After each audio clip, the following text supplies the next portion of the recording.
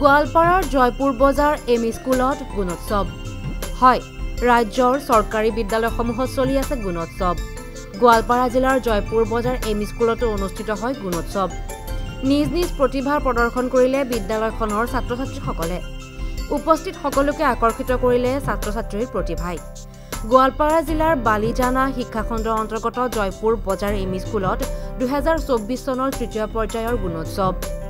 গুণোৎসৱত বহি মূল্যায়ক হিচাপে উপস্থিত থাকে ৱেষ্ট গোৱালপাৰা মহাবিদ্যালয়ৰ অধ্যাপক হজৰত আবু দাৰদা উক্ত বিদ্যালয়ৰ গুণোৎসৱত উপস্থিত থাকে বিদ্যালয়ৰ প্ৰধান শিক্ষয়িত্ৰী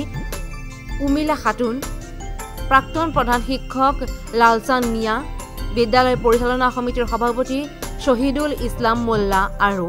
শিক্ষক-শিক্ষয়িত্ৰীৰ লগতে সহযোগীসকলে অংশগ্ৰহণ কৰি ৰঙাফিটা কাটি গুণোৎসৱ কাৰ্যসূচীসমূহ আগবঢ়াবলৈ যায় আজি আমাৰ জয়পুৰ এমই স্কুলৰ গুণোৎসৱ অনুষ্ঠিত হৈ যায় আমি এই গুণোৎসৱত যি নিৰক্ষণ ব্যক্তি আৰু আমাৰ প্ৰধান শিক্ষয়িত্ৰী আৰু শিক্ষক মণ্ডলী আমি যথেষ্ট তৎপৰতা দেখিছোঁ আমি এই স্কুলৰ অভিভাৱক হিচাপে আৰু ছাত্ৰ-ছাত্ৰীৰ যিখিনি আমি সহযোগিতা পাইছোঁ স্কুলখনৰ ছাত্ৰ-ছাত্ৰীসকল যথেষ্ট শিক্ষাৰ ক্ষেত্ৰত আৰু বিভিন্ন সাংস্কৃতিক ক্ষেত্ৰত যথেষ্ট পাৰ্গতালী